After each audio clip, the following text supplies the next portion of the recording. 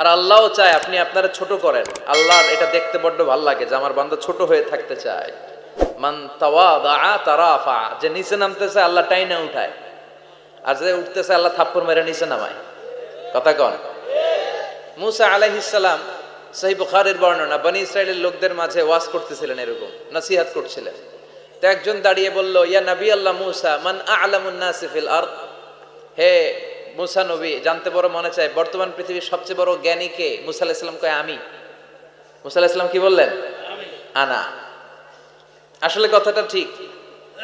আল্লাহ যখন যে নবীকে পৃথিবীতে পাঠায় তখন তাকে সবচাইতে বেশি জ্ঞান দিয়ে পাঠায়, সে হিসেবে ঠিকই উনি সবচেয়ে জ্ঞানী।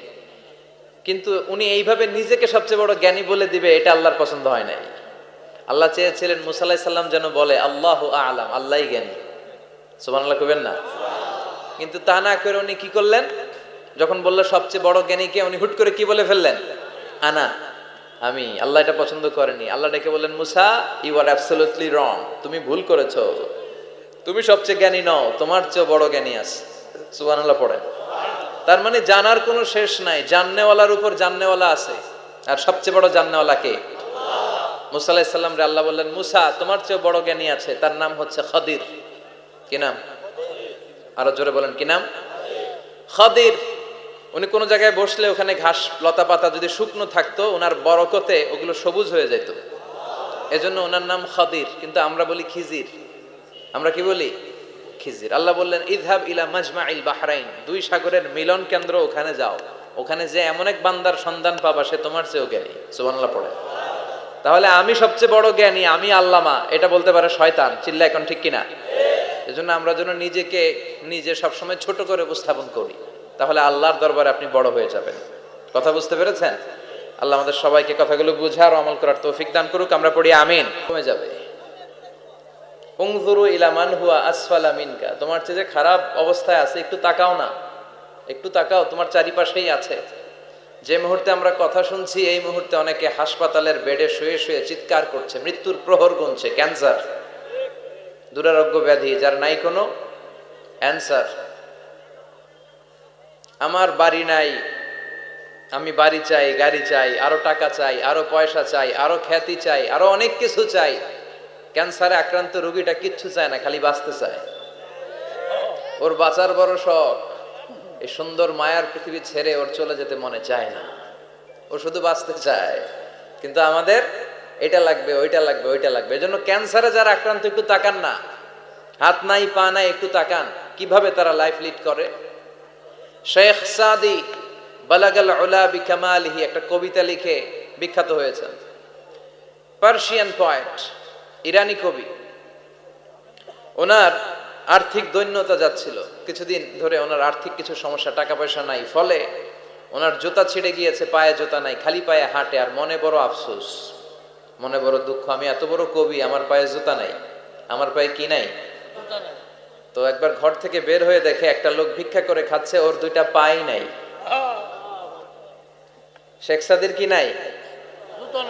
ভিক্ষুকের কি নাই? ভিক্ষুকের দশা দেখে সেজদায় পড়ে গিয়েছে।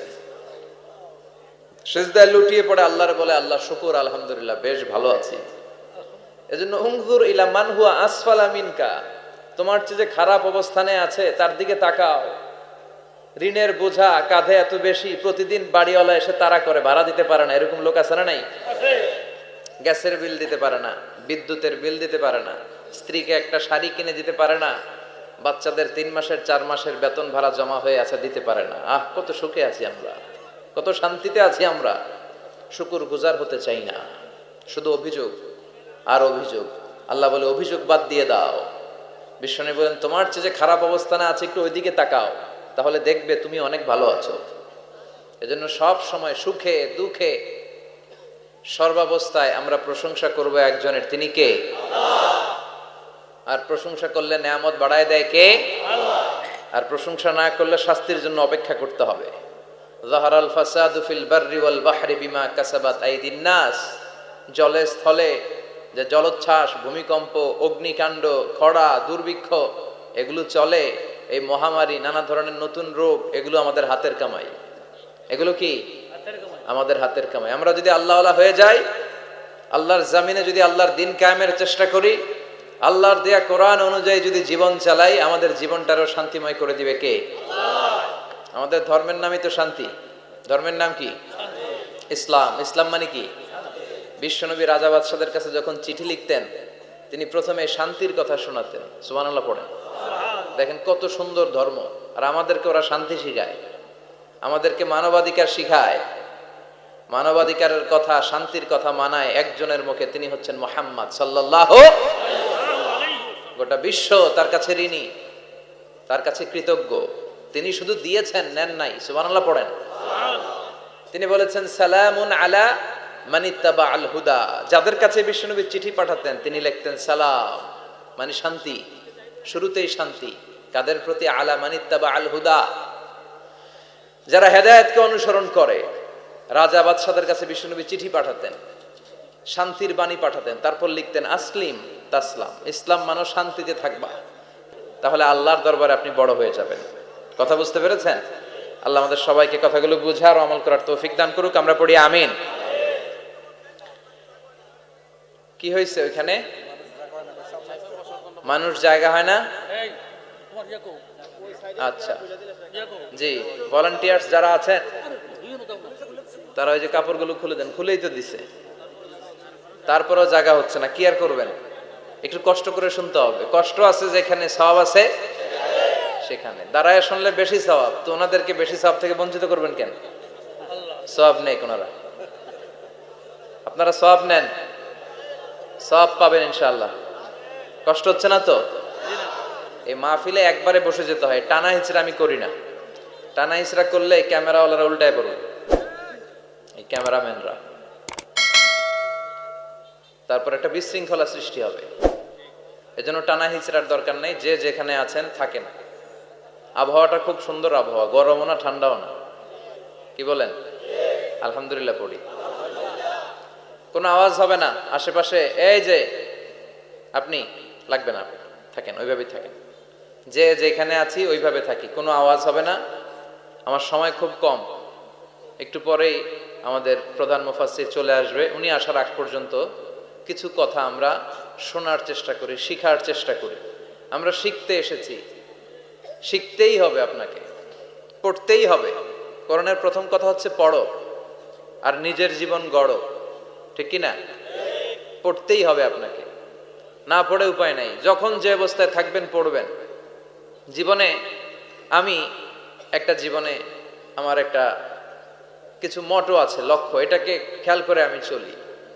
বিষয়টা হচ্ছে এরকম যে আমি কখনো হারি না, আমি হয় জিতি নয় শিখি। এরকম একটা অ্যাটিটিউড রাখবেন যে শিখতে আমাকে হবেই, কিন্তু হেরে যাব না আমরা। চিল্লায় বলেন ঠিক কিনা? এবং শিখাটাই আপনাকে মুক্তি দিতে পারে। এজন্যই কোরআনের প্রথম কথা আল্লাহ শিখার ব্যাপারে উদ্বুদ্ধ করেছেন। আল্লাহ বলেছেন ইকরা বিসমি রাব্বিকাল্লাযী খালাক, read in the name of your lord who has created, পড়ো তোমার প্রভুর নামে যিনি তোমায় শিখিয়েছেন। এজন্য পড়তে হবে, জানতে হবে। আসেন আমরা সরাসরি মহাবিশ্বয় মহাগ্রন্থ আল কোরআন থেকে শুনি। উদ্দেশ্য হচ্ছে যে আমরা নিজেদেরকে আলোকিত করব। উই এনলাইটেন আওয়ারসেলফ, ভিতরটাকে আলোকিত করব, আলোকিত মানুষ হব, সাদা মনের মানুষ হব, আল্লাহওয়ালা হব ইনশাআল্লাহ। পড়েন। উদ্দেশ্য যদি ভালো হয়, সওয়াব কামিয়ে আপনি শেষ করতে পারবেন না। আর উদ্দেশ্যে যদি ভেজাল থাকে কোনো লাভ নাই। হাবা মানসুরা, সব শেষ। এগুলারে উঠাইলে, মিজানের পাল্লায় উঠালে কোনো ধরনের ওজন হবে না। আজকের এই তাফসির মাহফিলে আমরা এসেছি শিখার জন্য আর একজনকে খুশি করার জন্য। তিনি কে? আল্লাহ তুমি কবুল করো। আমি আপনাদের খেদমতে সূরাতু আদ-দুহা তেলাওয়াত করেছি। এই সূরাটা মুখস্থ আছে না অনেকের? কমন একটা সূরা, প্রায় আমরা সালাতে পড়ি, মক্তবেই তো এগুলো শিখে ফেলছি, ঠিক কি না? তো এই যে সূরাটা খুব বেশি পড়া হয়, খুব বেশি শোনা হয়, আসলে এই সূরায় আল্লাহ কি শিক্ষা কর্মসূচি আমাদেরকে দিলেন জানার দরকার আছে না নাই? আসেন আজকের এই চমৎকার রজনীতে আমরা সূরাতুদ দুহার আলোকে কিছু কথা শুনি। এটা কোরআনের 30তম পারায় অবস্থিত একটা সূরা। কততম পারা? এটা মাক্কি সূরা। একটু আওয়াজ করে বলবেন, কি সূরা? মাক্কি সূরা। এই সূরার আয়াত সংখ্যা 11টি। কয়টি? 11টি। এটা কোরআনের একটা মোটিভেশনাল সূরা। কি সূরা? মোটিভেশনাল। আমরা প্রায় এই শব্দটা শুনি না, মোটিভেশন মোটিভেশন মোটিভেশন। এই ছেলে কি তোমাদের কি হয়েছে? কথা বলা যাবে না তো, একেবারে চুপ থাকো, যে যেখানে আছো থাকো, কানগুলো খাড়া করো খরগোশের মতো, কোনো আওয়াজ হবে না, একেবারে চুপ। এটা কোরআনের মোটিভেশনাল সূরা, অনুপ্রেরণাদায়ক সূরা। আপনার মন যখন খারাপ তখন এই দুইটা সূরা পড়বেন, দোহাও পড়বেন, সূরাতুল ইনশিরাহও পড়বেন। ইযা ইশতাদ্দাত বিকাল বালওয়া ফাফাক্কির ফি আলাম নাশরাহ ফাইন্নাল উসরা বাইনাল ইউসরাইনি ইযা ফাক্কারতাহু ফাফরাহ। এদের কি সমস্যা কি? এই ইয়াকো সুবহান গো, আওয়াজ করেন কেন? বসেন বসেন, আর বসার জায়গা না থাকলে দাঁড়িয়ে থাকেন। জি, আওয়াজ করা যাবে না, হাতে কাজ করবেন, আওয়াজ হলে কথা বলা যায় না।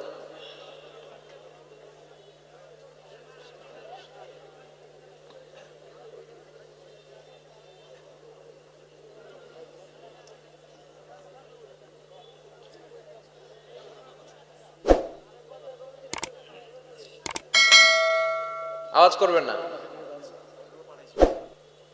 এটা কোরআন